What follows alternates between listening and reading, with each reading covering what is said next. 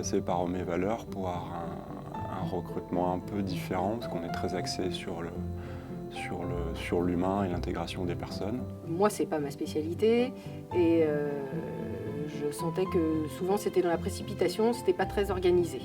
Dès qu'on monte en qualification, on a plus de mal. On se sent vraiment épaulé, donc ils sont présents lors des entretiens. Le métier d'Homme et Valeurs, c'est de rapprocher les entreprises d'un côté qui ont un besoin précis et les candidats qui ont une quête aussi d'un avenir. Bien définir, comprendre un besoin. Nous, tout seuls, on l'aurait jamais fait, parce qu'on n'était pas organisé pour ça, parce c'était pas notre truc, quoi. Le fait qu'elle m'ait débroussaillé le terrain, déjà quand on en a parlé, on s'est dit on va recevoir 6-8 personnes. Bon, elle avait déjà fait le boulot, quoi, gagné un temps considérable, elle avait déjà appelé les gens au téléphone. Elle fait une espèce d'analyse de personnalité. Gwendoline, donc ma fille, m'a rejoint maintenant il y a un peu plus de 5 ans, avec une approche différente de la mienne, qui est encore plus centrée sur l'homme, qui s'appelle Appreciative Inquiries. Le recrutement appréciatif se base sur des valeurs de transparence, de bienveillance et d'écoute active.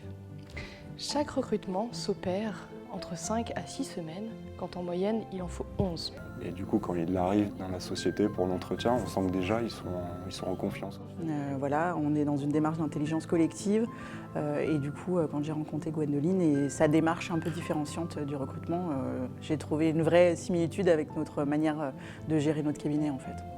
On ne va pas parler de chasseurs de tête, parce qu'on a l'impression qu'on va aller chasser des proies qui vont être enfermées dans l'entreprise. Et là, c'est vraiment, on va essayer de comprendre la personne, de la séduire par rapport à son projet personnel, ce qu'il a envie de faire.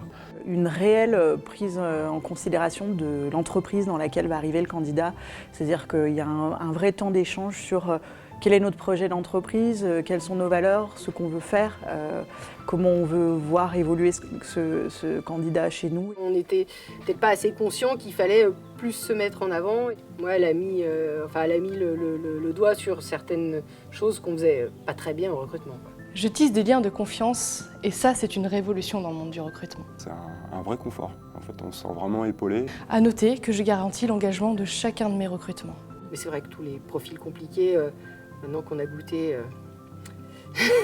aux méthodes Hommes et Valeurs, on a envie de continuer.